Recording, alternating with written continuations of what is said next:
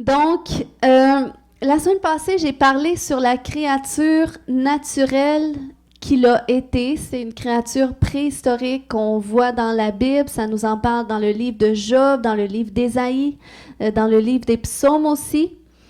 Puis, dans le fond, c'est un monstre marin qui était de plus de 17 mètres de long. Donc, c'était très, très gros, qui ressemblait à un dragon, un serpent ou un crocodile. Donc, c'est un mélange de tout ça. Ça ressemblait à ce qu'on voit sur l'image ici. C'est Job qui nous en parle le plus.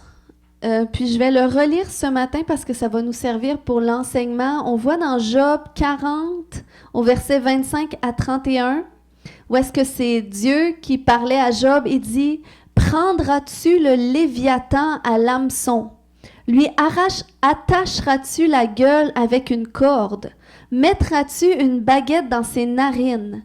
Lui transperceras-tu la mâchoire avec un crochet? T'adressera-t-il de nombreuses supplications? Te parlera-t-il d'une voix douce? Conclura-t-il une alliance avec toi? Pourras-tu le prendre comme esclave pour toujours? Joueras-tu avec lui comme avec un oiseau? L'attacheras-tu pour amuser tes filles? Des pêcheurs en feront-ils le commerce? Le partagera-t-on entre les marchands? Cribleras-tu sa peau de flèche et sa tête de harpon? Pose ta main sur lui. Tu te souviendras ensuite du combat et tu ne recommenceras plus. Donc, Dieu est en train d'exposer à Job que, tu vois, tu ne serais pas capable de maîtriser cette créature-là à toi seul. Donc, ose même pas t'engager dans ce combat-là parce que tu vas t'en rappeler pour toujours. Puis, lorsqu'on regarde cet animal, selon une perspective biblique, c'est qu'on y associe aussi une définition spirituelle dans le sens qui représente aussi une entité qui est identifiée, par exemple, dans l'Apocalypse, on en parle comme la bête, ok? Le serpent ancien ou le dragon qu'on dit qui va être présent à la fin des temps. C'est ensuite représenté comme la puissance maléfique qui se cache derrière les nations païennes hostiles au peuple de Dieu, qui le manipulent et qui agissent dans l'histoire par l'intermédiaire des grandes puissances, dont la Babylone, l'Égypte et l'Assyrie. Donc, dans le livre d'Ésaïe, dans le livre des Psaumes, on l'associe à cette puissance qui est derrière ces peuples-là. Puis, dans le fond, le Léviathan est associé à l'esprit de l'Antéchrist. Puis, une caractéristique qui le définit, puis qui définit ces trois nations païennes qui sont contre le peuple de Dieu, qui veulent détruire le peuple de Dieu, c'est l'orgueil qui les anime. On sait que ces trois peuples, c'était des grandes puissances mondiales qui régnaient, qui cherchaient la gloire. Donc, qu'est-ce qui les anime? Cette caractéristique qu'ils ont en commun, c'est l'orgueil. Puis, on en parle comme une caractéristique du Léviathan dans Psaume 89, 11, 10, où est-ce que c'est écrit « Oui, c'est toi seul », en parlant de Dieu qui maîtrise l'orgueil de la mer.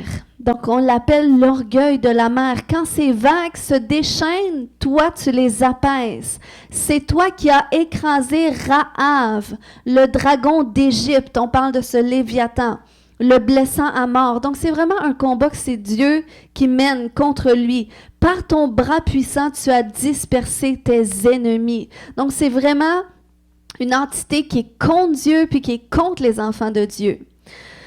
Par rapport à l'orgueil, on voit aussi dans Habakkuk 2,5, « Pareil à celui qui est ivre et arrogant, l'orgueilleux ne demeure pas tranquille. Il élargit sa bouche comme le séjour des morts. Il est insatiable comme la mort. Il attire à lui toutes les nations. » Donc, vous voyez cette caractéristique-là de cet esprit-là du monde associé à l'orgueil. Il assemble auprès de lui tous les peuples. Donc, toutes ces puissances mondiales, c'est à cause de l'orgueil qui règne comme cela. Ensuite, là, on va voir ce matin qu'est-ce que fait l'esprit de Léviathan concrètement dans nos vies, comment est-ce qu'il nous attaque, comment est-ce qu'il s'introduit. Donc, une caractéristique première, c'est qu'il maudit, il critique. On a vu la semaine passée, c'est vraiment un esprit qui se manifeste par la bouche. Puis, il peut se manifester comme ça dans nos conversations, dans nos discussions. Et on voit ça dans Job 3.8, où est-ce que Job, il vivait, on sait que c'était très difficile, qu'est-ce qu'il vivait. Donc, il dit qu'elle soit maudite. Il parlait de la nuit qu'il traversait par ceux qui maudissent les jours, par les sorciers, par ceux qui savent exciter le Léviathan. Donc, les malédictions, les paroles négatives, la critique, ça l'excite, cette puissance maléfique. Puis ça, c'est pas seulement les sorciers, mais c'est tous les êtres humains. C'est pour ça que même Jacques avait parlé comme de quoi que la langue, chez tout être humain, personne ne peut la dompter. C'est comme un venin mortel. Il dit, par cette même bouche, on va bénir Dieu.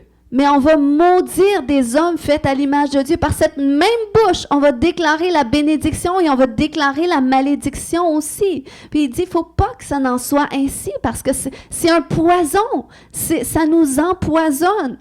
Mais c'est comme ça que cet esprit cherche à s'infiltrer. Puis il faut savoir que qu'est-ce qui sort de notre bouche? Eh bien, c'est le résultat de qu'est-ce qui est dans notre cœur. Même la Bible nous dit que la bouche parle de l'abondance du cœur. Puis là où est-ce qu'on voit que c'est un résultat de qu'est-ce qu'il y a dans le cœur, c'est Jacques 3,14 qui dit « Si votre cœur est plein d'amère jalousie, si vous êtes animé d'un esprit querelleur, et ça c'est associé au Léviathan, il n'y a vraiment pas lieu de vous vanter. Ce serait faire entorse à la vérité. Une telle sagesse ne vient certainement pas du ciel, elle est de ce monde. De l'homme sans Dieu, elle est démoniaque. Car là où règne la jalousie et l'esprit de rivalité. OK, le Léviathan se cache derrière cela. Là aussi habite le désordre et toutes sortes de pratiques indignes. Donc, c'est comme ça qu'il se manifeste par la bouche. Il maudit, il critique. Donc, faisons attention à ce qui sort de notre bouche. Ensuite, une autre caractéristique, c'est qu'il brise les alliances. C'est un esprit, on sait qu'on sert un Dieu d'alliance. On sait que Dieu a fait alliance avec Abraham et l'alliance dure encore jusqu'à aujourd'hui. Et puis pour tous les enfants de Dieu qui viennent à Christ, on devient participant de cette alliance-là que Dieu a faite avec Abraham. Donc, cet esprit-là cherche à briser les alliances. Parce qu'il y a une puissance dans les alliances. Donc, c'est pour ça qu'il se cache derrière les divisions et les querelles.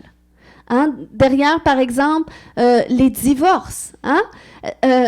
Des fois, sûrement que ceux qui sont en couple, vous serez capables de le dire. Est-ce que ça vous arrive des fois, tout va bien, et là, tout d'un coup, pour une petite chose, la chicane éclate, puis là, tu te retrouves à maudire ton conjoint, ta conjointe, à dire des choses contre elle, puis 15 minutes avant, tout allait bien. Mais là, tout d'un coup, là, c'est comme, t'envoies les attaques comme ça par ta bouche, puis souvent, c'est comme ça qu'ils cherchent à s'infiltrer.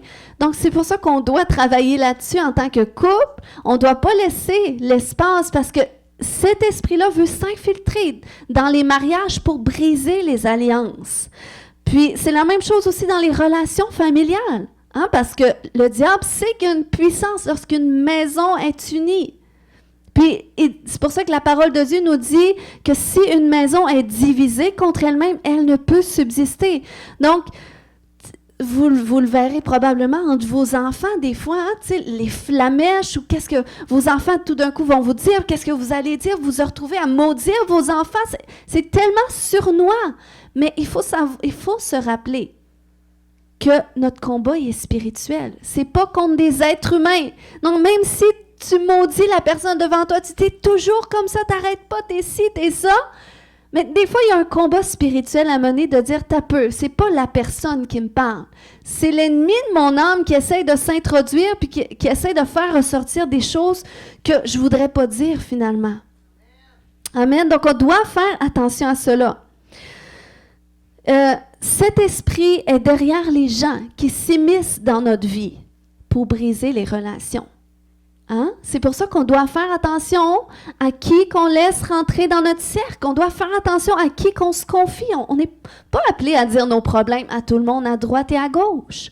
On doit faire attention à qui qu'on les dit parce que des fois, il y a des gens comme ça qui vont arriver sur ton chemin, puis qui vont chercher à te diviser de tes proches. Je peux pas vous dire comment j'en ai rencontré, de me diviser de ma famille, des gens proches de moi, puis c'est vraiment cet esprit-là qui est derrière ça. Cet esprit est aussi derrière les gens qui ont un esprit vagabond, ceux qui sont pas capables de rester dans une église, par exemple, ou de rester dans une relation, mais c'est comme, ils ont peur de l'attachement. Ils vont voyager d'église en église, ils vont pas être capables de trouver une stabilité, ils vont être instables. Donc ça, c'est des gens qui ont un esprit vagabond. Puis ça, cet esprit-là est derrière cela aussi parce qu'il veut pas que tu crées d'alliance, parce qu'il y a une bénédiction qui vient dans les alliances. Amen? Ensuite, un gros point qu'il cherche à faire, cet esprit de Léviathan, c'est qu'il cherche à compromettre notre identité dans le but de compromettre notre destinée. Et ça, c'est tellement important parce que là où est-ce qu'il y a un manque de révélation de notre identité, de fils et de filles de Dieu, qui fait en sorte qu'on est des chrétiens païens, OK, qu'on vit dans le péché, qu'on vit selon le courant de ce monde, ça arrive, ou qui fait en sorte qu'on est des chrétiens religieux, qu'on est très focalisé sur les œuvres, puis qu'on cherche parfois inconsciemment à gagner l'approbation, la reconnaissance de Dieu par les œuvres, eh bien, lorsqu'on est à un endroit ou à un autre, on est vulnérable à être attaqué par cet esprit. La Bible, on sait que la Bible nous dit que Jésus a été tenté en toutes choses afin qu'il puisse compatir à nos tentations. On voit ça dans Hébreux 4,15. « Car nous n'avons pas un souverain sacrificateur qui ne puisse compatir à nos faiblesses. Au contraire, il a été tenté comme nous en toutes choses sans commettre de péché. » Donc, Jésus a été tenté en toutes choses afin que dans chaque tentation que l'être humain peut vivre, dans chaque difficulté, eh bien qu'on puisse s'identifier à Christ et trouver un secours en lui. N'est-ce pas encourageant? Amen? Puis, par rapport à l'identité, OK? Ça fait partie des premières choses par lesquelles le diable a tenté Jésus. Lorsqu'il a passé par les eaux du baptême, qui était aussi une symbolique, qu'il rentrait publiquement dans son appel, eh bien là, on se souvient que Jésus a été conduit au désert par le Saint-Esprit pour être tenté par le diable. Et regardez qu'est-ce que le diable lui a dit. Il a cherché à compromettre son identité en lui offrant quelque chose qui ressemblait à sa destinée, à son appel pour compromettre sa destinée. On voit ça dans Luc 4, au verset 5 à 7. Le diable, l'ayant élevé, lui montra en un instant tous les royaumes de la terre et lui dit, « Je te donnerai toute cette puissance et la gloire de ces royaumes, car elle m'a été donnée, et je la donne à qui je veux. Si donc tu te prosternes devant moi, elle sera toute à toi. » Donc, vous voyez qu'est-ce que le diable proposait à Jésus? Ça ressemblait fortement à l'appel de Jésus. Jésus était appelé à régner comme un roi, à avoir toute la gloire de Dieu, à porter la gloire de Dieu, puis avoir le nom au-dessus de tout nom. C'était la destinée de Jésus. Mais ce n'était pas à la façon que le diable le proposait. OK? Puis si Jésus a dû passer par cette tentation, c'est que nous aussi, en tant qu'être humain, on est sujet à passer par ce type de tentation-là.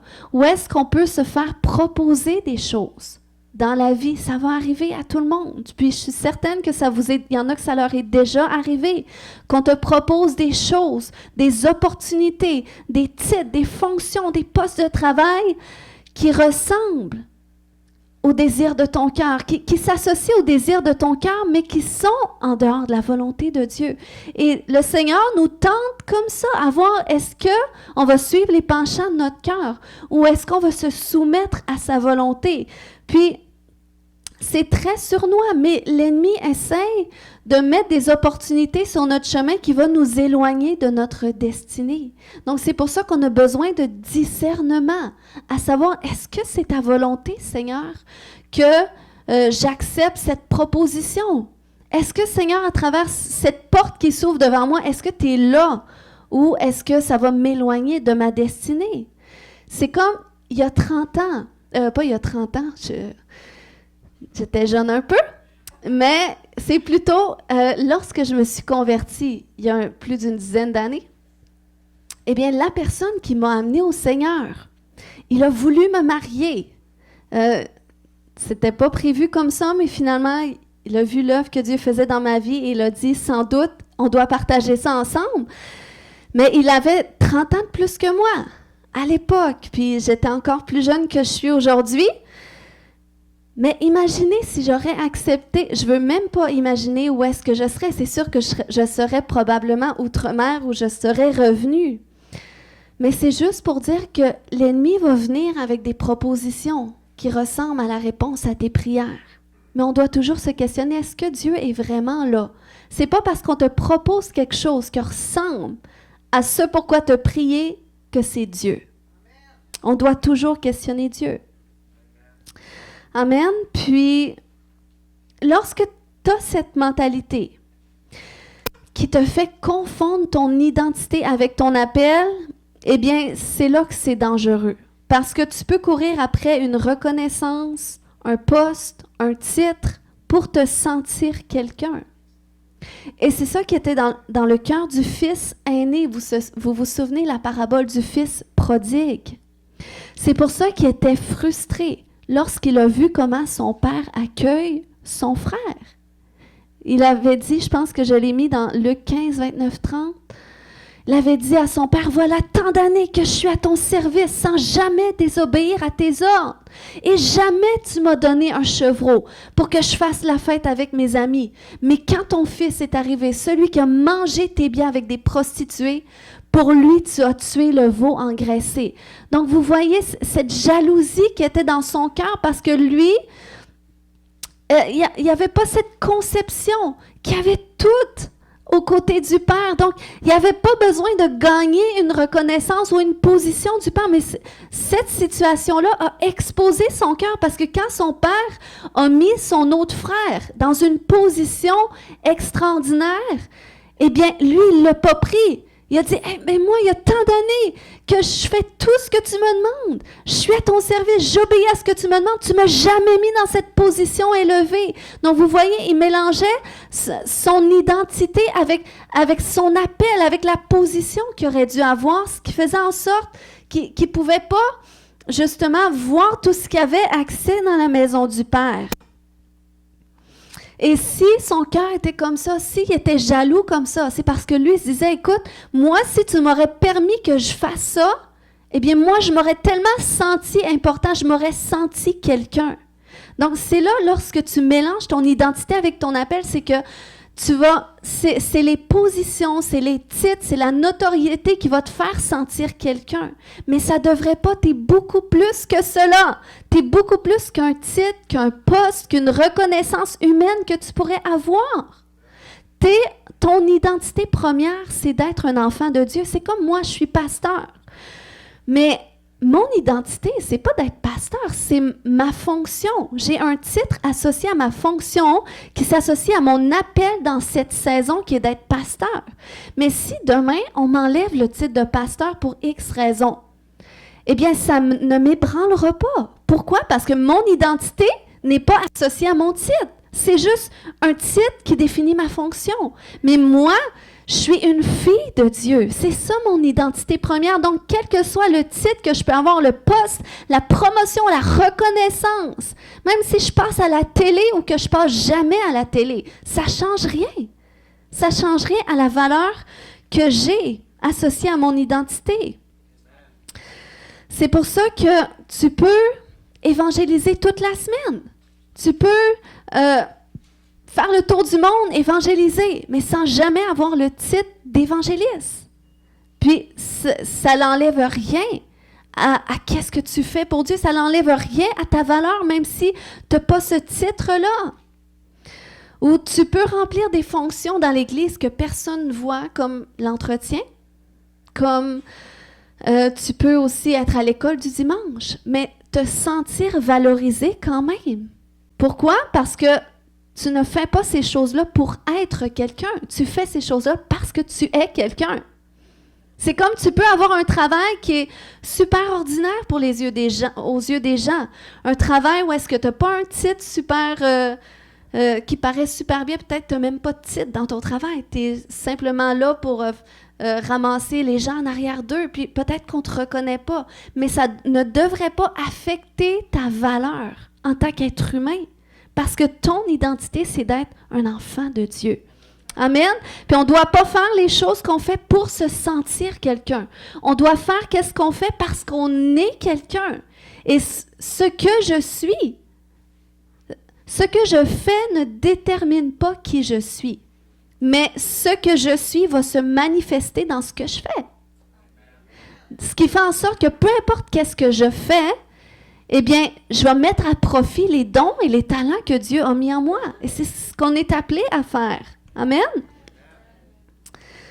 Donc, l'esprit de Léviathan, celui qui se cache derrière les structures de pensée mondaine, sème l'orgueil et la jalousie dans les cœurs et il s'introduit là où est-ce qu'il y a un manque de révélation de notre identité de fils et de fille. Une autre chose qu'il fait, c'est qu'il manipule. Okay? Cet esprit cherche à s'introduire par des propositions alléchantes. Okay? Lorsqu'on s'associe avec ce type de personne, ça va sembler très avantageux sur le coup.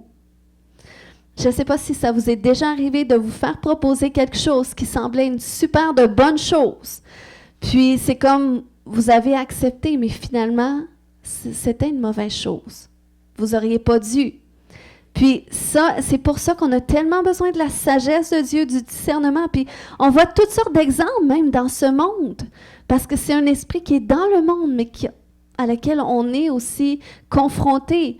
Mais je ne sais pas si vous avez vu le film de McDonald's, mais c'est un film intéressant qui nous parle comment est-ce que ça s'est fondé, parce qu'on sait qu'aujourd'hui, c'est vraiment quelque chose qui est... c'est partout dans le monde, McDo, puis comment est-ce que ça rentabilise tellement d'argent. Mais ça aussi, ça a été, il y a eu une fraude, ben, je dirais plus comme une mauvaise, il y a une mauvaise gestion qui a été faite, une mauvaise association qui a été faite à travers cela. Vous regarderez peut-être le film, si ça vous tente, mais ça a ouvert ses portes en 1937 par un homme que finalement, 3 ans après, il a donné à ses fils, il l'a remis à ses fils. Puis, ensuite de ça, 10 ans plus tard, une dizaine d'années plus tard, eh bien, ça fonctionnait super bien, le restaurant, tout ça. Mais là, c'était quelqu'un qui était un représentant de machine de milkshake.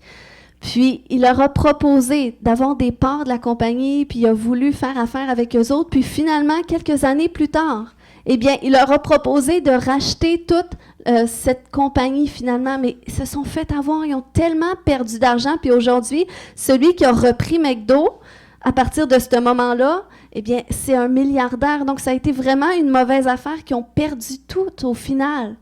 Puis, c'est ce qui nous arrive lorsqu'on consulte pas Dieu. Lorsqu'on fait des choix dans la vie, ça peut sembler super, une proposition qui est super bonne, qui est super alléchante, mais finalement, qui nous amène en dehors de notre destinée, en dehors des bénédictions qu'on pourrait vivre. Amen. Donc, on doit faire attention à ça. Puis, ceux qui sont animés d'un esprit comme ça, c'est des gens qui vont très bien paraître. Parce que si on prend juste l'exemple de la Babylone, de l'Assyrie, de l'Égypte, si c'est des grandes puissances mondiales, c'est parce que c'est des gens qui ont su comment faire des affaires. Hein? Puis c'est des gens qui ont su bien présenter des choses. Mais c'était pour manipuler, finalement, pour pouvoir régner. Donc, c'est vraiment un esprit qui est manipulateur, un esprit qui se cache aussi derrière les gens qui sont narcissiques, derrière les gens qui sont menteurs, qui sont malhonnêtes, qui sont flatteurs, qui sont rebelles. C'est des gens, par exemple, ils vont te faire croire que sans eux, tu vas échouer. Donc, tu dois absolument t'associer à eux. Puis souvent, c'est des gens qui vont essayer de s'introduire très vite dans ta vie pour faire alliance avec toi. Mais c'est pour briser aussi les alliances autour de toi. Donc, si je vous parle de ça, c'est vraiment du vécu. Vous savez, c'est vraiment du vécu, des choses que je vois aussi qu'on doit faire attention, surtout dans les temps dans lesquels on est. Amen. Puis si je vous dis ça, c'est pas pour vous faire craindre les gens, OK? Souvent, les gens, c'est comme ça, un esprit qui passe n'importe où, à travers n'importe qui, à travers n'importe quoi, OK? Donc, c'est pas les gens, nécessairement. Puis les gens, souvent, vont pas s'en rendre compte, vont pas savoir qu'ils sont animés d'un tel esprit. Mais c'est juste nous, si on use de discernement, de dire non. Tu sais, même si, oui, cette personne-là a peut-être des bonnes intentions en me proposant ces choses-là, en voulant avoir une relation amicale avec moi, ou, tu sais, on doit faire attention même si vous êtes célibataire, tu sais, la personne, elle peut être super intéressante, mais sinon, tu as cette petite alarme intérieure qui dit non, va pas là. S'il va pas. Amen. Puis, moi, je peux vous dire, si un jour, j'avais su que mon appel puis mon identité, c'était deux choses distinctes. Parce que si je vous enseigne ça, c'est parce que j'ai dû l'apprendre moi aussi. Mais si j'aurais su que c'était deux choses distinctes, il y aurait des associations que je n'aurais pas fait dans ma vie. J'aurais été en mesure de mettre certaines barrières pour empêcher certaines personnes de se rapprocher trop de moi. Parce que des choses, parfois, des opportunités qui ont semblé pour moi, parfois des opportunités extraordinaires pour mon appel, ont fait en sorte que j'ai été juste encore plus confuse et tourmentée. Donc, c'est pour ça qu'on doit user de sagesse, de discernement, de faire attention à ça. Parce que, tu sais, le Seigneur, des fois, il va envoyer des gens sur notre chemin qui vont être là pour une saison, qui vont nous donner peut-être une parole prophétique, des gens qui vont nous activer dans notre destinée, mais ne sont pas nécessairement appelés à devenir des partenaires de destinée. On n'est pas nécessairement appelé à s'associer avec eux. Quelqu'un peut vraiment t'encourager, ça peut vraiment comme t'encourager dans la saison où est-ce que tu es, mais tu n'es pas nécessairement appelé à t'associer avec cette personne-là par la suite. C'est peut-être juste pour cette tranche de vie que tu traverses, c'est correct, mais après ça, tu passes à autre chose. Donc, tu sais, c'est comme la même chose pour l'Égypte. Lorsque le peuple d'Israël est allé en Égypte au début, ça a été une bénédiction pour le peuple d'Israël, parce qu'on sait que les Égyptiens ont sauvé le peuple d'Israël de la famine. Ils étaient pour mourir. Donc, l'Égypte a été une bénédiction. L'Égypte a fait de l'espace pour le peuple d'Israël. L'Égypte a permis au peuple d'Israël de retrouver, de pouvoir se refaire une vie, de pouvoir se reprendre un territoire, se multiplier, puis faire qu'est-ce qu'il y avait à faire. Mais c'était seulement de passage. C'était seulement pour une saison, parce que la saison d'après, eh bien, l'Égypte, c'est là qu'elle est devenue... on se souvient que l'Égypte a rendu le peuple d'Israël esclave. Donc, autant qu'ils ont été une bénédiction au début, qu'ils sont devenus une malédiction à la longue. Donc, c'est pour ça qu'on doit faire attention à ça. Puis, c'est pour ça que Ésaïe avait dit dans Ésaïe 37, « En effet, le secours de l'Égypte est illusoire et creux. C'est pourquoi je l'ai appelé le monstre au repos, le Léviathan. » Donc, c'est pour ça que des fois, ces opportunités-là, ces associations-là qui semblent divines, parfois, ça peut être un monstre au repos. Ça peut être, oui, c'est intéressant, mais Dieu n'est pas là. Vous êtes là? Vous êtes là? Amen? Autre point, cet esprit-là contrôle. C'est un esprit qui est têtu. Dans Job 40, 32, je pense que je ne l'avais pas remis, mais on se souvient, Dieu avait dit, pose la main sur lui et tu te souviendras ensuite du combat et tu ne recommenceras plus. Donc, c'est comme, ose même pas poser ta main. Tu sais, c'était comme intimidant. Parce que c'est un esprit qui rend intimidant. Les gens qui sont contrôlants, c'est des gens souvent qui vont être intimidants. Puis des fois, c'est pas parce qu'ils veulent être intimidants, mais cet esprit de contrôle, c'est comme ça te met dans une position que c'est eux qui doivent décider, que c'est eux qui doivent choisir. Puis on sait que le frère du fils prodigue, avec cette attitude qu'il a eue envers son frère, ça montre qu'il voulait contrôler. Il dit, tu fais ça pour lui, tu n'as jamais fait ça pour moi. Donc, il est en train de vouloir décider comment son père aurait dû recevoir son fils. Donc, ça, c'est le contrôle. Puis on doit faire attention à ça. Si tu es à cet endroit, que tu as de la misère avec l'autorité ou que tu as de la misère à te faire mettre dans une position que toi, tu n'as pas décidé, eh bien, tu dois aller voir qu'est-ce qui se cache derrière ça. Parce que souvent, ça cache des blessures que tu as vécues dans le passé avec l'autorité. Peut-être des gens qui ont été abusés envers qui t'ont abusé. Des fois verbalement, des fois psychologiquement.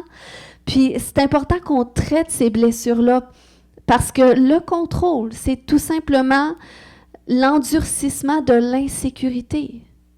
Lorsque tu vis de l'insécurité, lorsque tu vis des choses qui amènent des blessures profondes, ça nous arrive tous. Ça nous arrive tous. Eh bien, quand tu endurcis ces blessures-là sans les traiter, si tu ne les traites pas, eh bien, ça va endurcir ton cœur, puis ça ouvre la porte à l'esprit de contrôle qui dit, ben moi, je ne me ferai plus jamais traiter comme ça. Moi, on ne me parlera plus jamais comme ça. On ne décidera plus jamais comme on a décidé. Donc ça, c'est le contrôle. Puis, il y a certaines choses dans notre vie que le Seigneur ne pourra pas nous faire vivre tant qu'on ne renonce pas à certains degrés de contrôle. Parce qu'on ne peut pas vouloir contrôler puis s'abandonner à Dieu en même temps. Puis Dieu teste cela à travers les gens qu'il place dans notre vie, à nos côtés. Amen. Ensuite, cet esprit s'introduit par des fausses paroles prophétiques, qu'on peut aussi appeler dans l'Église de la sorcellerie charismatique. Donc, si tu es vulnérable à cet esprit, il va chercher à s'introduire comme ça. Puis moi, je vous dis, il faut faire attention aux paroles prophétiques qui vous disent qu'est-ce que vous voulez entendre. Puis, j'ai beaucoup aimé qu'est-ce que le prophète Emma Stark partageait. Elle disait que c'est une prophète, donc elle forme d'autres prophètes. Puis elle disait que lorsqu'elle forme ces gens, eh bien, elle va leur bander les yeux avant de les mettre devant quelqu'un pour prophétiser. Parce que sinon, en tant qu'être humain, c'est facile de voir les émotions de la personne devant nous puis de donner une parole là-dessus. On est tous capables de le faire, puis ça nous permet de pouvoir encourager quelqu'un aussi, de dire « Hey, tu sais, le Seigneur t'aime, hein, je vois que ça va pas, mais tu sais, les bontés de l'Éternel se renouvellent. » Puis, tu sais, c'est correct, le Seigneur a mis ça en nous. Mais la parole prophétique, c'est une autorité déléguée par Dieu pour renverser les plans de l'ennemi et rétablir quelqu'un dans sa destinée, pour enclencher les percées de Dieu. Donc, tu ne peux pas donner une parole de Dieu associée aux émotions que tu perçois d'une personne parce que ce n'est pas nécessairement ça qui va transformer sa vie non plus. Donc, c'est pour ça qu'on doit faire attention à ces paroles-là qu'on reçoit. Puis moi, je vous dis, si j'en parle, c'est parce que je l'ai vécu aussi, ce genre de prophétie-là, qui te flatte, qui te met sur un piédestal, mais qui amène à rien, qui te sort pas de tes difficultés. Ça donne quoi? Même si tu te vois là, mais que tu es lié à quelque part, tu as beaucoup plus besoin d'une parole qui va t'amener la délivrance, puis Dieu va t'amener là où est-ce qu'il doit t'amener. On m'a aussi déjà prophétisé, par exemple, que des gens en autorité au-dessus de moi seraient jaloux de la grâce que Dieu a mise sur ma vie. Puis, la personne qui avait prophétisé ça, c'était un prophète. Puis, qu'est-ce que ça a produit, ce type de parole prophétique? Parce que je croyais en sa parole. Parce que je me suis dit, c'est un prophète de Dieu. Puis, ça l'a suscité en moi de l'amertume. Ça l'a suscité en moi de la tristesse puis du jugement envers les gens que Dieu avait placés en autorité sur ma vie.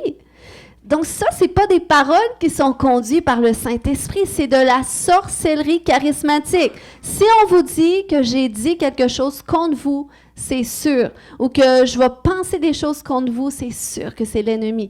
Tu ne peux pas prophétiser des choses comme ça conduites par le Saint-Esprit. Amen.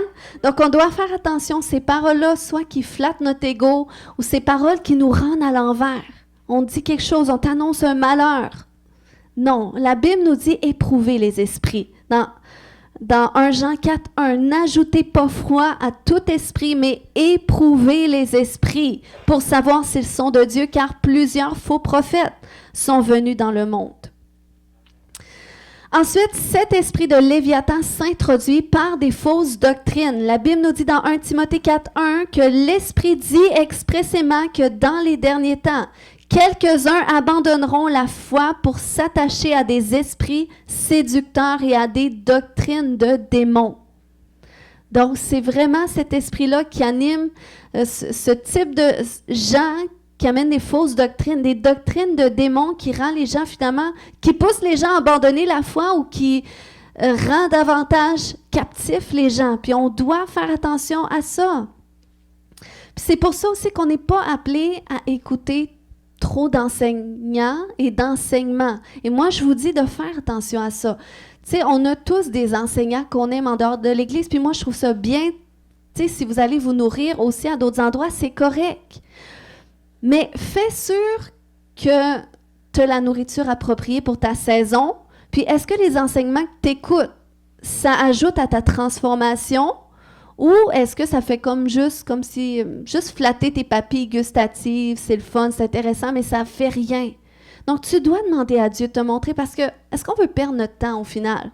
Non, on veut grandir, on veut cheminer, on veut être transformé. Donc, c'est pour ça qu'on doit demander au Saint-Esprit de nous conduire. Ensuite, cet esprit rend captif et asservi. Et on doit aussi, juste pour revenir sur l'autre point, on doit toujours examiner à la lumière des Écritures les enseignements qu'on écoute, puis voir aussi les contextes. C'est comme cette doctrine que la femme ne peut pas prêcher. C'est une doctrine de démon qui étouffe beaucoup de femmes dans leur appel de Dieu. Puis ça a été un verset qui a été sorti hors contexte où est-ce qu'on en a fait une doctrine, puis il y a beaucoup de choses comme ça dans ce monde. Donc on doit examiner. Amen. Cet esprit rend captif et asservi. Donc, soit cet esprit va chercher à t'élever, comme le frère du fils prodigue qui se voyait sur un piédestal parce qu'il fait tout ce que son père lui demande, il sert dans la maison de son père, il obéit à son père, il fait tout ce qu'il doit faire, donc il se surestime. Donc, cet esprit peut être derrière cela, ou soit il peut être derrière ces sentiments, okay, qui vont vraiment t'abaisser, te mettre par terre, te sous-estimer. Donc, c'est vraiment un ministère de cet esprit. C'est là ou bien c'est là. C'est vraiment un esprit démoniaque qui veut étouffer les potentiels divins. C'est pour ça que moi, je suis vraiment enragée. Parce que je sais, par exemple, c'est comme lorsque tu es timide, OK? Ça nous dit que c'est ce monstre marin est enroulé en spirale. C'est ça que ça veut dire son nom. Puis quand tu es timide, ceux qui ont été comme ça, vous savez, souvent la timidité, hein, ça te pogne au cou. Tu te sens étouffé. Puis tu voudrais parler, tu as de la misère à parler, tu voudrais dire des choses, mais tu es confus dans tes pensées, puis ça t'empêche tellement d'être toi. Ça t'empêche tellement de faire qu'est-ce que tu aimerais faire, parce que tu vois, surtout quand tu es chrétien, tu vois, tu sais qu'est-ce que la parole de Dieu dit, tu vois à quoi tu es appelé, parce que Dieu le dépose dans ton cœur. Mais cet esprit-là veut tellement t'enrouler, te rendre captif, t'empêcher de savoir qui tu es en tant qu'enfant de Dieu, puis marcher dans ton appel, qui va tout faire pour taire ta voix. C'est pour ça, tu sais, cet esprit dans la Bible, sourd et muet, c'est associé à l'esprit de Léviathan. On doit absolument, ne tolérons pas ça. Si tu luttes avec ça, viens juste chercher la délivrance parce que c'est vraiment démoniaque. Parce que le Seigneur a une destinée particulière pour chaque personne. Donc, si aussi tu te sens diminué, tu te sens dévalorisé quand quelqu'un va devant une autre personne, OK? Devant une autre personne ou devant tout ce qu'elle va raconter, qu'elle a fait, si tu te sens diminué et dévalorisé, sache que c'est l'esprit de Léviathan. Pas nécessairement dans la personne, mais qu'essaye dans tes pensées de s'immiscer pour te dire, tu vois, elle, cette personne-là est bien mieux que toi. Tu vois, tu feras jamais autant qu'elle fait. Tu vois, lui, tu sais, ça, l'esprit n'est pas nécessairement dans la personne devant toi. Mais il peut être dans tes pensées où est-ce qu'il essaie de te lier, de mettre du mensonge, qu'il essaie de briser tes relations, puis même te faire croire que la personne devant toi, elle te juge. Même te faire croire que la personne devant toi, elle se pense mieux que toi. Pourtant, la personne est super correcte. L'esprit ne se manifeste même pas dans la personne, mais il va changer ta perception des autres. Il va essayer de modifier ta perception de qu'est-ce que les autres peuvent penser de toi. Donc, c'est pour ça que c'est beaucoup plus un travail interne qu'on doit faire pour pas donner accès à cet esprit que externe. C'est comme le jour dans ma vie que je me suis rendu compte que, wow, je fais des associations avec des gens que ça m'éloigne complètement de ma destinée. Eh bien, pour que je puisse briser ce cycle dans ma vie, j'ai dû personnellement briser toute association intérieure avec cet esprit. Donc, c'est pour ça que ça commence, la délivrance, ça commence toujours par soi. Ensuite, peu importe comment l'ennemi se manifeste à l'extérieur de toi, peu importe par qui, tu ne seras pas ébranlé. Puis ça ne t'empêchera pas de créer des relations aussi avec ton frère, ta soeur, même si tu vois, oh, il y a de l'orgueil, lui. Ça ne veut pas dire, oh, Léviathan, je ne m'approche pas de lui. Mais non, c'est pas ça. La Bible nous dit que l'amour couvre une multitude de fautes. Donc, il faut que tu saches que l'amour de Dieu en toi met l'ennemi sous tes pieds. Donc, peu importe comment ce qui se manifeste à l'extérieur de toi, l'ennemi est lié, puis l'ennemi, le Seigneur veut délivrer ton frère, ta soeur, ton voisin, ta voisine. Donc, c'est pour ça que c'est beaucoup plus en toi. Si je vois que, oh, tout d'un coup, ça va bien avec mon mari, tout ça, puis là, la chicane éclate, mon mari me dit des choses, ça fait aucun sens.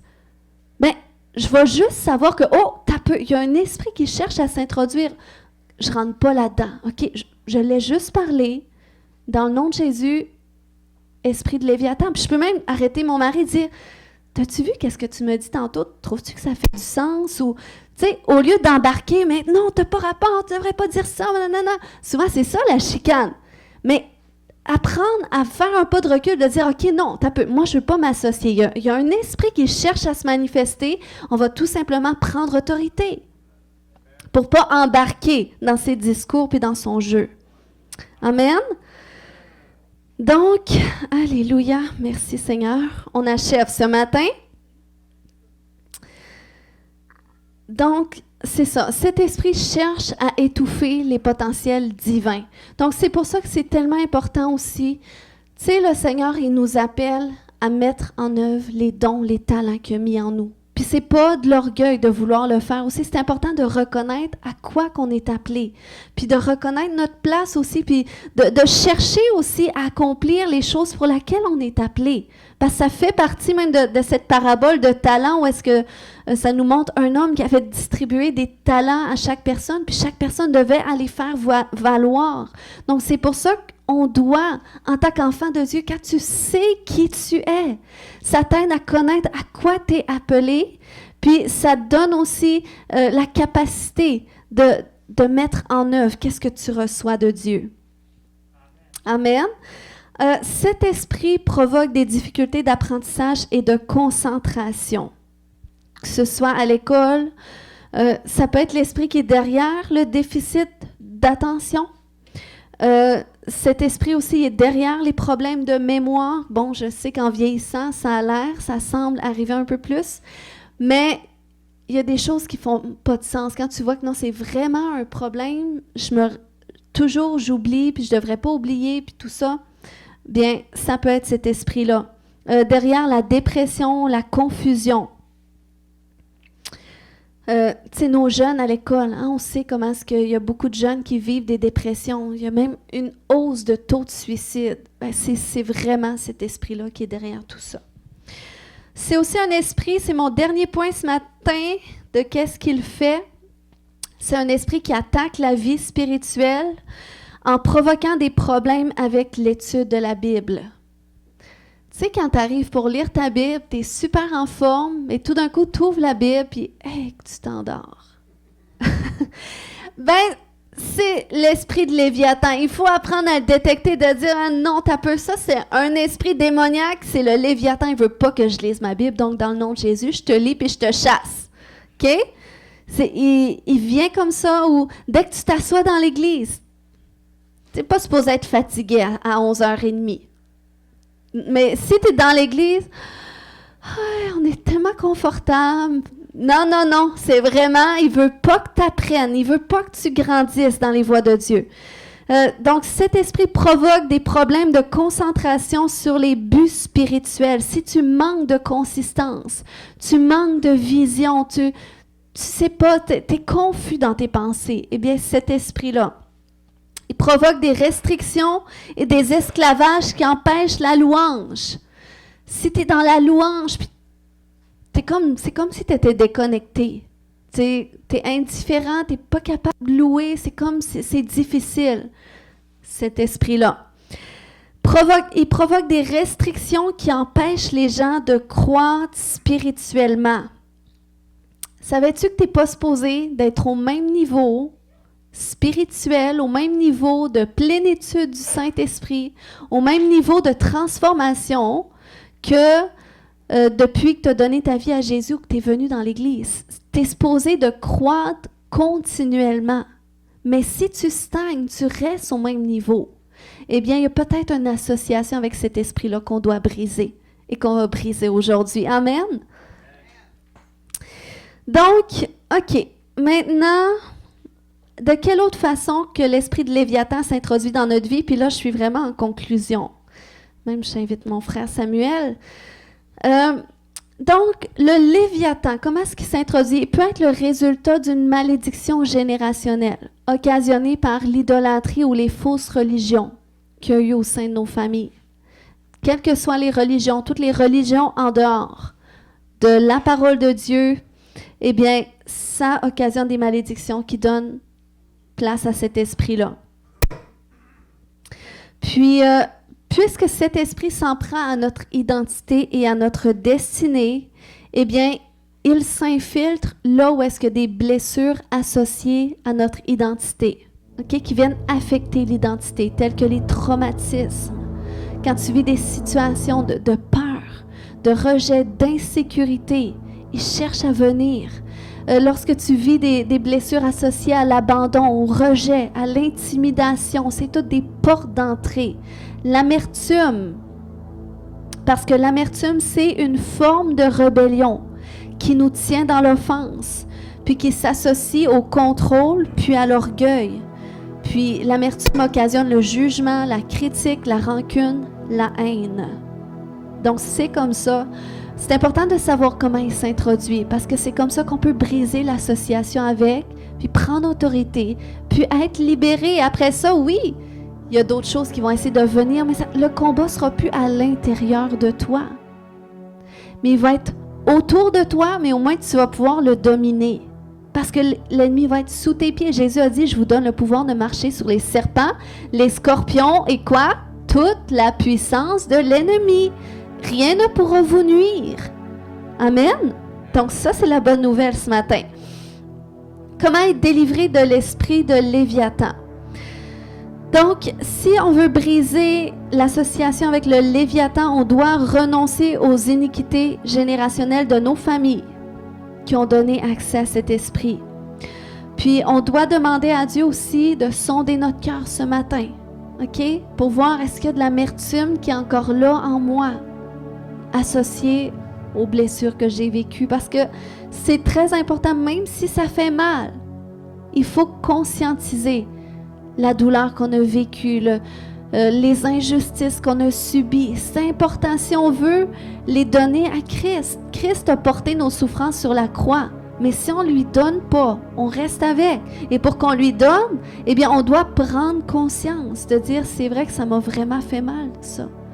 J'aurais pas mérité vivre ça, être traitée comme ça m'a tellement frustrée ou je me suis sentie de côté.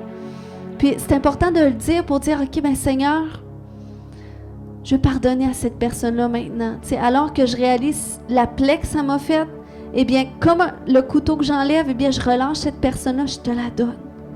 Toi, viens faire justice et c'est là que tu peux recevoir la guérison. On peut prier pour ta délivrance. Ensuite, tu dois aussi marcher dans ta victoire, OK? Par l'esprit, en cherchant à marcher selon l'esprit. On peut juste peut-être tasser, je pense, 2 pages après.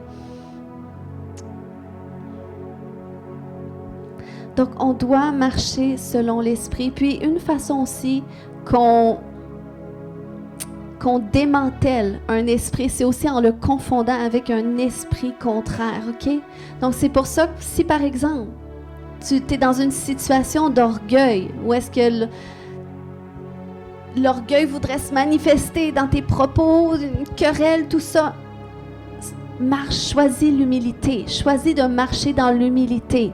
Dieu résiste aux orgueilleux, mais il fait grâce aux humbles. Donc, c'est pour ça que l'humilité, c'est qu'est-ce qui nous aide à marcher dans la liberté. Lorsqu'on choisit l'humilité, d'être prompt à se repentir, prompt à avouer nos torts.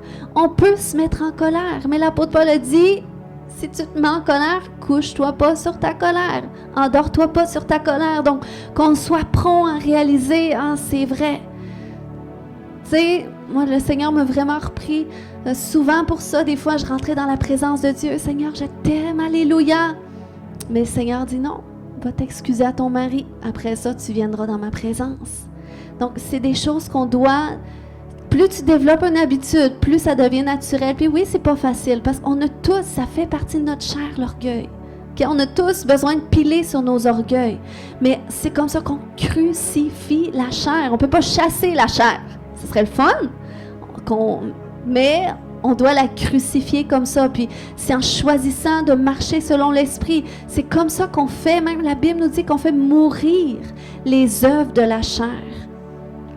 Amen. Vous êtes là ce matin? Alléluia, merci Seigneur. Puis une autre clé, c'est vraiment, tu sais, à travers cette clé de marcher selon l'Esprit, c'est vraiment de développer, d'approfondir cette révélation de qui est-ce que moi je suis. Seigneur, qui je suis? Tu sais, on peut le dire en groupe. Nous sommes des enfants de Dieu, mais toi, en tant qu'individu, qui es-tu? Qu'est-ce qu'il y a de particulier en toi? Qu'est-ce que Dieu a mis en toi de particulier? Et ça, c'est important que tu le saches. Ça fait partie de qui tu es. C'est quoi qui est dans ta signature personnelle? Amen. Vous n'êtes pas trop déconcentrés par cette prière. Ce n'est pas le temps de la lire ce matin, là. Amen. Donc, on doit développer cette révélation de qui nous sommes en tant qu'enfants de Dieu. Puis, associé à ça, le Seigneur va nous montrer c'est quoi notre appel. Qu'est-ce qu'il nous appelle à faire dans chaque saison? Où est-ce qu'on est? C'est pour ça qu'on n'a pas à jalouser personne. Qu'on voit quelqu'un que, wow, je sais que j'ai un appel semblable à cette personne-là, mais elle semble tellement s'épanouir dans son appel, et moi, je ne le vis pas. Mais il faut qu'on sache qu'on est tous dans des saisons avec Dieu. Puis l'important, c'est d'être dans la bonne saison, en alignement avec Dieu, dans nos processus de transformation avec Dieu, qui fait en sorte que tu sais que si tu ne fais pas telle chose qu'une personne fait, ce n'est pas parce que tu perds ta place, c'est parce que elle, Dieu lui a permis d'être là présentement, mais toi, ta place, il n'y a personne qui peut la prendre. Amen. Tu peux-tu dire à ton voisin, personne ne va prendre ta place? Donc, c'est pour ça aussi, dis aussi à ton voisin, prends ta place. Tu dois aussi prendre ta place. Personne ne va te prendre ta place, mais prends aussi ta place. Amen. Donc, on va prier ce matin.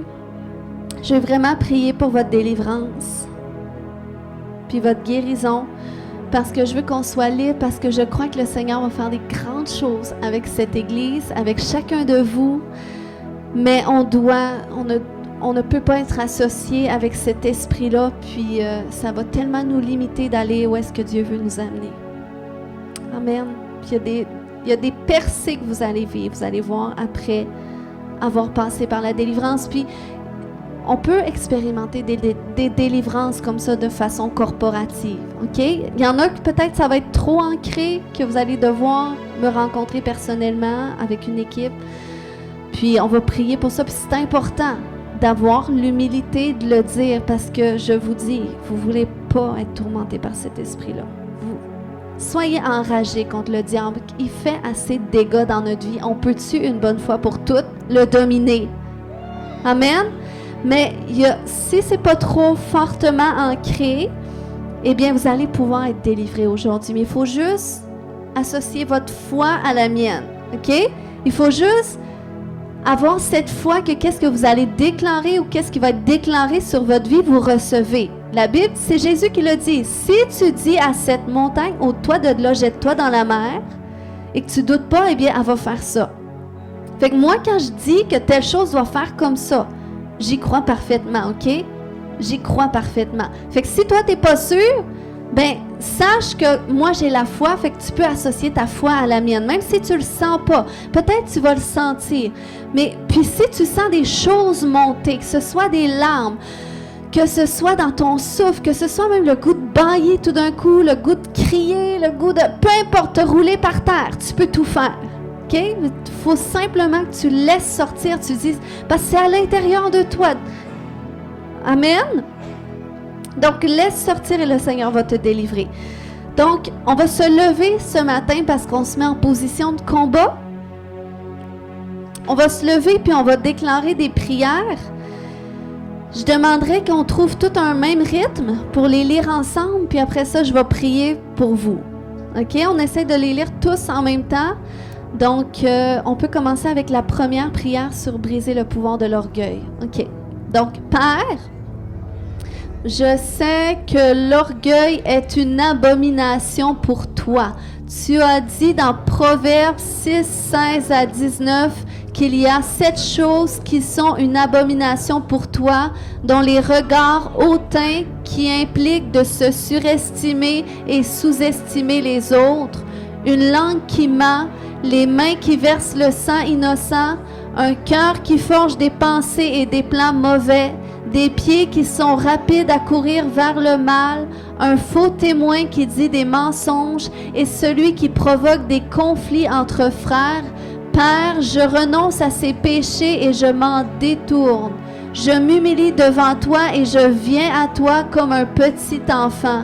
Je me repens de tout orgueil, esprit religieux, condescendance, égo, vanité, suffisance, arrogance, jugement, critique et chercher la faute chez l'autre. Je te demande de me pardonner de ces péchés et de les mettre sous le sang de Jésus. Je me repens de tous les jugements que j'ai faits dans ces domaines. Je brise toutes les malédictions qui ont été occasionnées par ces jugements et je les mets sous le sang de Jésus. Amen. Il y a 2 autres petites prières. Donc, Seigneur, je me repens pour toutes les prières provenant de mon âme que j'ai faites, notamment celles où j'ai prié ma volonté sur la tienne. Au nom de Jésus, je brise tout pouvoir, malédiction ou effet résultant de telles prières et j'ordonne à tous les esprits associés de me quitter.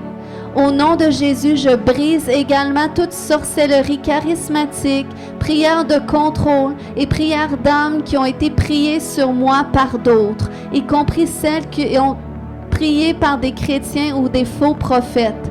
Je renonce à toutes les fausses paroles prophétiques qui ont été prononcées sur moi, y compris les mots qui spécifiaient des dates ou des partenaires en dehors de la volonté de Dieu pour ma vie. Je bénis, pardonne et libère tous ceux qui ont prié ou prophétisé de cette manière.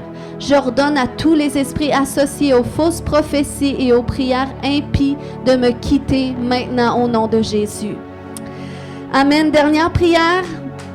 Dans le nom de Jésus-Christ, je me repens pour tous les péchés, toutes les iniquités de mon père et de ma mère et de leurs parents, remontant jusqu'à Adam et Ève, qui ont permis aux esprits démoniaques de Léviathan, Python et Pharaon et leurs familles de venir en moi lorsque j'ai été conçu.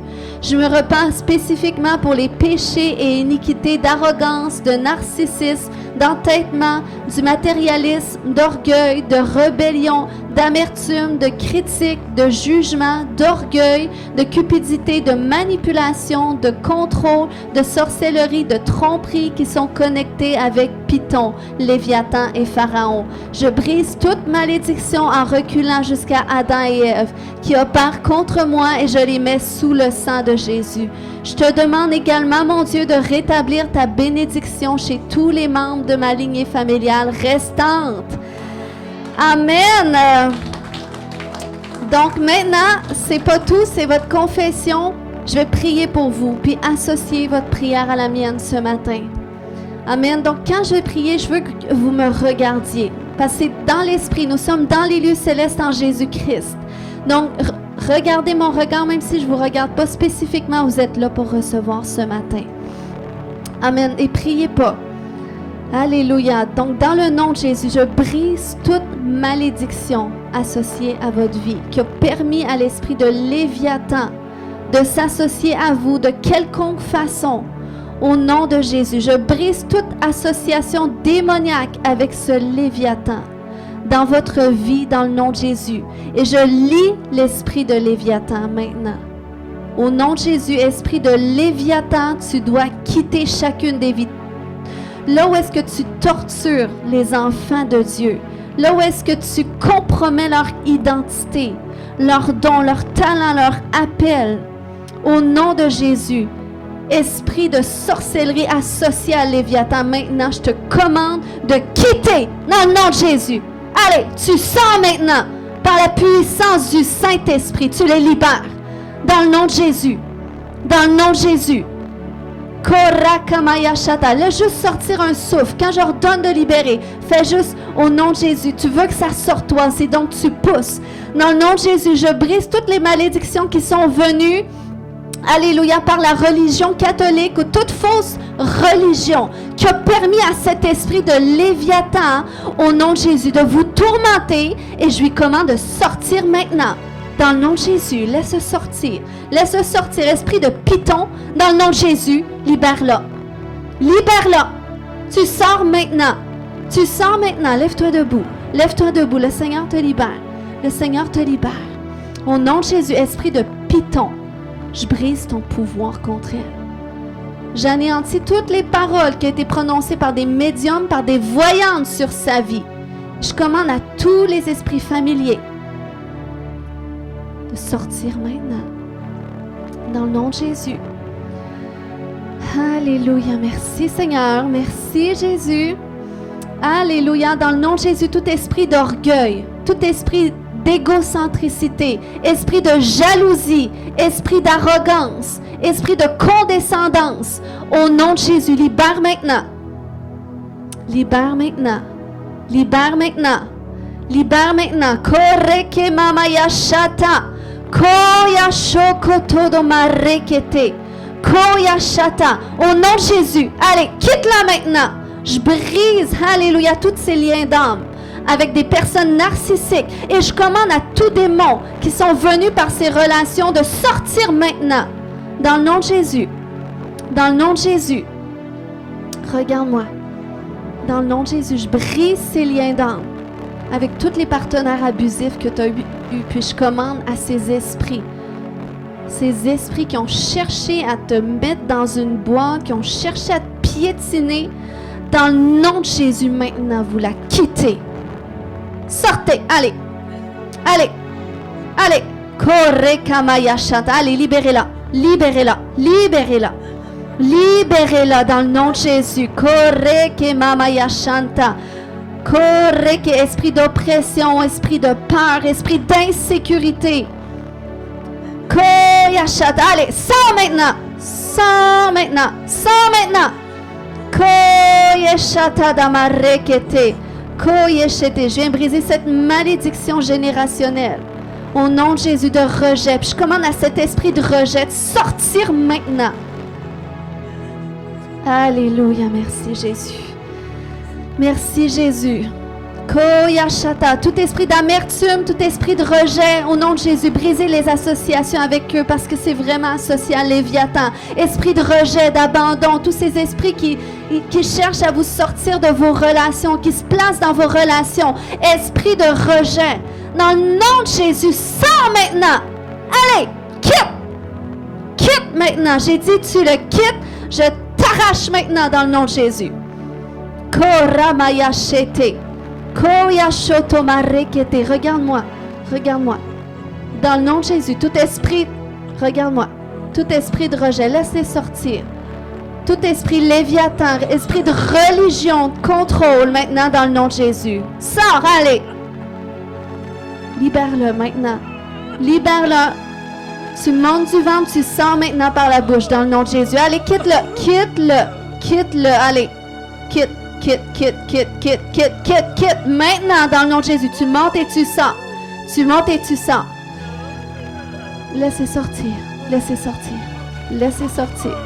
Laissez sortir avec toutes les maladies qu'il veut t'amener. avec l'arthrite qui veut t'amener, avec l'arthrose qui veut t'amener. Allez, laisse sortir l'amertume au complet. Regarde-moi. Au nom de Jésus, esprit d'amertume, esprit d'infirmité, esprit de religion, d'idolâtrie, allez, sors maintenant. Maintenant. Maintenant. Maintenant. Maintenant. Maintenant. Tu libères son dos. Je détache son dos. Reste debout. Reste debout. Regarde-moi. Koya shoto marekete yeshete. Koya shata. Au nom de Jésus, allez, allez, allez, allez, allez. Quitte. Tu quittes esprit de mort. Allez, sors de son dos maintenant. Allez. Koya shata. Koya shata. Il te libère au nom de Jésus. Il sort de ton dos. Il sort de ton dos. Koya shata marekete. Koya shata. Esprit familier. Esprit familier. Esprit familier. Au nom de Jésus. Allez, sortez. Sortez maintenant. Sortez. Sortez. Le Seigneur te libère. Le Seigneur te libère. Le Seigneur te libère. Allez, j'ai dit tu sors. Koreke maya shanta. Koya shata marekete. Alléluia. Le Seigneur te libère. Il y avait toute une malédiction sur ta lignée familiale que tu portais. Mais aujourd'hui, le Seigneur te départit de cette malédiction. Il te départit de cette malédiction. Tu la portes plus. Tu la portes plus. Il la porte plus. Je brise cette malédiction maintenant. Au nom de Jésus. Au nom de Jésus, je vais rétablir la bénédiction de Dieu. Je vais rétablir et je vais déclarer la guérison dans toutes ces blessures et dans toutes les blessures générationnelles qui payent le prix. Dans le nom de Jésus. Jésus a payé le prix pour ces choses. Donc, je le transfère sur toi, Seigneur. Je relâche la guérison. Alléluia. Amen, amen, amen. Si vous sentez que le Seigneur agit à quelque part à l'intérieur de vous, vous sentez qu'il y a encore quelque chose qui est là, ce matin, vous pouvez recevoir. Koye shakata marekete. Koya shoto mareke mama yashata. Levez les mains encore. Levez les mains encore. Alléluia. Esprit, j'ai dit esprit de condescendance, esprit d'orgueil, esprit de contrôle, de rejet, d'amertume. Dans le nom de Jésus, maintenant, tu libères les enfants de Dieu. Puis je commande à tout esprit de timidité de sortir aussi dans le nom de Jésus. Vous libérez maintenant. Koya shoto marekete. Koya shoto do mama yashakata. Korakabata. Au nom de Jésus, esprit de timidité, esprit sourd et muet, tu sors maintenant. Tu sors maintenant. Tout ce que je cherchais à taire ta voix, mon nom, ça te quitte maintenant. Ça te quitte maintenant. Ça sort. Ça sort. Koya shote marekete. Koya shatada marekete. Koya shoto marekete. Alléluia. Merci Jésus. Alléluia. Reçois ce matin, reçois ce matin, reçois. Reçois dans le nom de Jésus. Koya shote marekete. Koya shoto marekete. Koya shata. Alléluia. Alléluia. Alléluia. Koreke. Seigneur, j'appelle ta présence. Ton Esprit Saint, manifeste-toi dans chaque personne. Remplis-les, Saint-Esprit. Remplis chaque partie de leur corps, de leur être, Seigneur. Que l'ennemi s'était approprié. Prends toute la place maintenant, Saint-Esprit. Alléluia. Alléluia. J'appelle la vie en abondance. Alléluia. La vie en abondance. J'éclaire la guérison de vos blessures. La guérison de vos blessures dans le nom de Jésus. La guérison, la guérison, la guérison.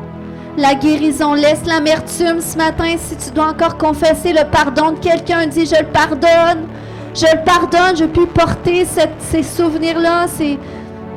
Dans le nom de Jésus, je te départis de toute forme d'amertume, de toute forme d'offense. Dans le nom de Jésus, tu ne seras plus le produit de qu'est-ce qu'on a déclaré sur toi qui était faux. Dans le nom de Jésus, tu ne seras plus le produit des blessures, des mauvais traitements qu'on a eus sur toi dans le nom de Jésus. Je te départis de tout ça. Alléluia. Alléluia. Je déclare que c'est une saison nouvelle. C'est une saison nouvelle.